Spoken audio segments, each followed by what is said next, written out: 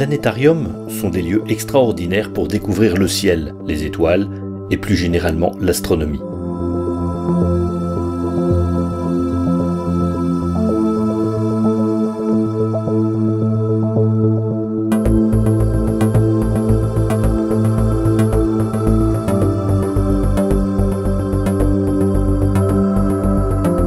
Bien avant les planétariums, pendant de nombreux siècles, on avait déjà commencé à apprivoiser les cieux avec les astrolabes, puis les horloges astronomiques de plus en plus sophistiquées.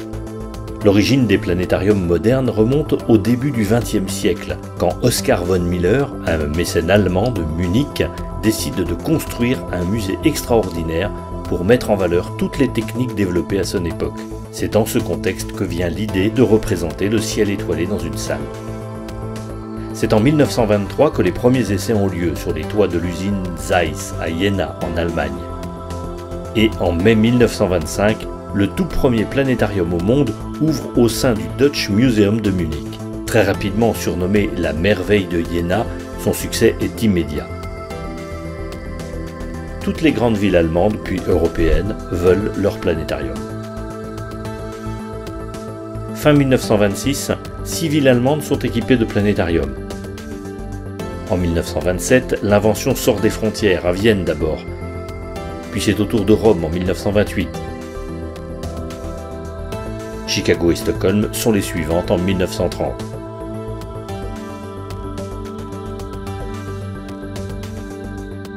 Le premier planétarium français, quant à lui, est présenté lors de l'exposition universelle de 1937. Mais après 7 mois de représentation non-stop, le projecteur à étoiles est démonté et soigneusement stocké dans les sous-sols du CNAM. À la veille de la Seconde Guerre mondiale, on compte quelques dizaines de planétariums répartis sur 3 continents. Après la guerre, il faudra attendre 10 ans avant de voir de nouveaux planétariums s'ouvrir. Retour en France.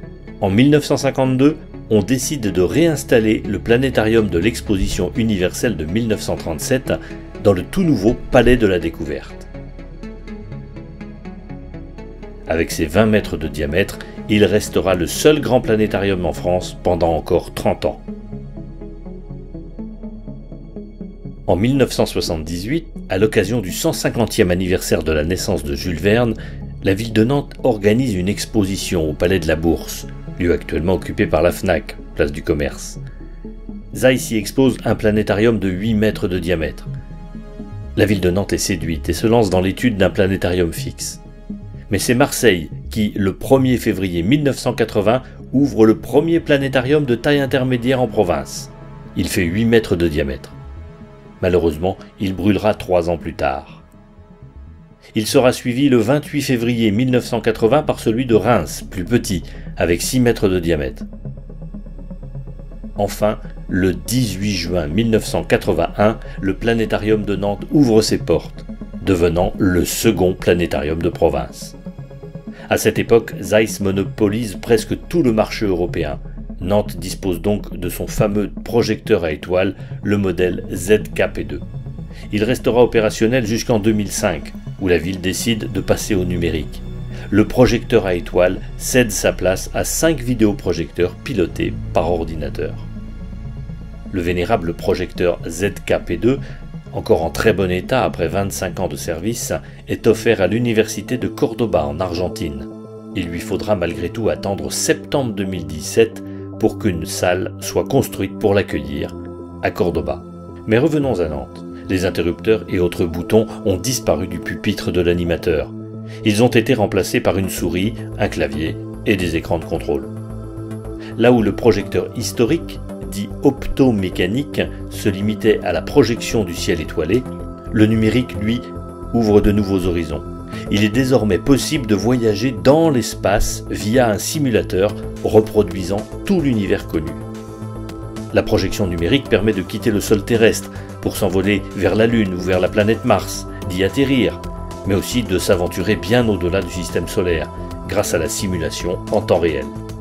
Les capacités pédagogiques sont décuplées. Seule ombre au tableau, la résolution des vidéoprojecteurs ne permet pas d'atteindre la finesse d'étoile qu'offrait le projecteur optique.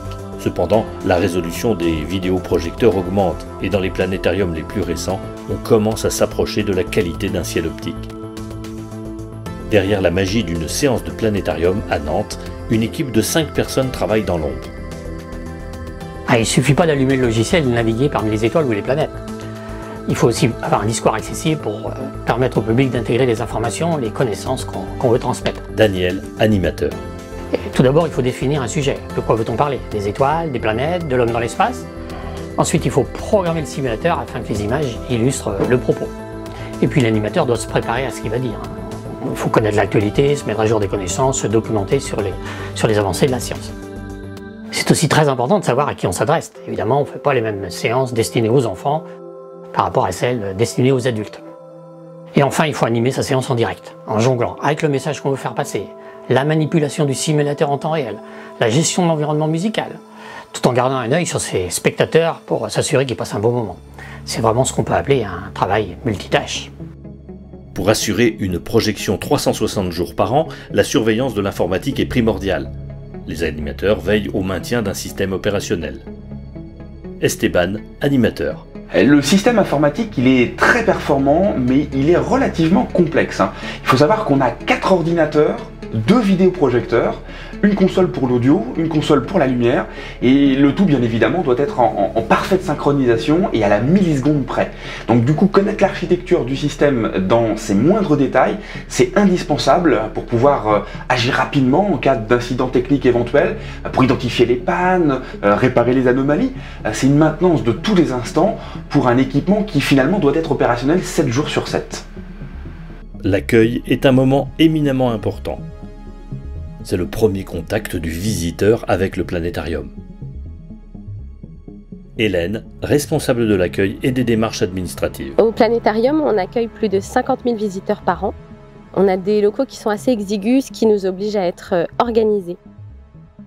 Les visiteurs, le plus souvent, ils prennent leur billet en ligne sur notre site, mais c'est aussi possible de réserver par téléphone. Planétarium Hélène, bonjour. Ou bien de se présenter sur place directement. On a des séances qui sont assez souvent complètes, et ce qui fait que ça fait parfois des déçus. Et donc, dans ce cas-là, il faut pouvoir leur expliquer, essayer de leur proposer une autre solution, parfois consoler les enfants qui sont déçus. On accueille aussi beaucoup de groupes qui viennent plutôt en semaine. Pour les groupes, il faut gérer les créneaux, trouver des moments qui sont libres pour eux et auxquels nous, on est disponible aussi. Il y a toute une gestion des documents administratifs qui s'ensuit. On doit aussi gérer parfois les aspects logistiques, par exemple aider les groupes à prévoir leur trajet, on peut essayer de leur trouver un lieu pour un pique-nique dans le secteur. Bref, l'idée c'est d'accompagner les spectateurs selon leurs besoins pour que leur expérience au planétarium soit la plus réussie possible. Depuis 2012, le planétarium a évolué de façon considérable, proposant toujours plus à ses visiteurs. Véronique Dubois, directrice. Alors depuis 10 ans, beaucoup d'évolutions au planétarium. On est passé de 6 jours à 7 jours d'ouverture par semaine. On vous offre 30 séances par semaine, des séances pour les plus petits à partir de 4 ans, des séances pour les un petit peu plus grands et également des séances pour les adultes amoureux des sciences par exemple. C'est également des ateliers pour les enfants durant les vacances scolaires. À partir de 7 ans, on propose aux enfants de découvrir un petit bout d'astronomie de manière plus ludique.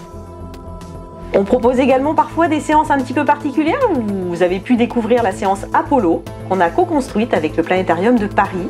Et là, on prépare une surprise pour 2021 avec cette fois-ci de l'art numérique sous notre dôme avec le Planétarium de Paris et de Lyon également en collaboration. Tout le matériel qu'on utilise, c'est du matériel technologique, informatique, de projection vidéo. Tout ça, ça évolue au fur et à mesure. Les technologies avancent vite. Il faut toujours se tenir au courant pour pouvoir adapter le matériel dans notre salle. Le logiciel est également régulièrement mis à jour avec les nouvelles actualités scientifiques pour toujours être à la pointe de l'actualité. Cette année, on vous propose un remaniement de notre salle. Pas d'informatique, des nouveaux sièges par contre, quelques sièges supplémentaires, un sas pour rentrer dans la salle sans vous perturber au niveau de la lumière. Mais tout ça, j'en dis pas plus, vous découvrirez tout ça à notre réouverture.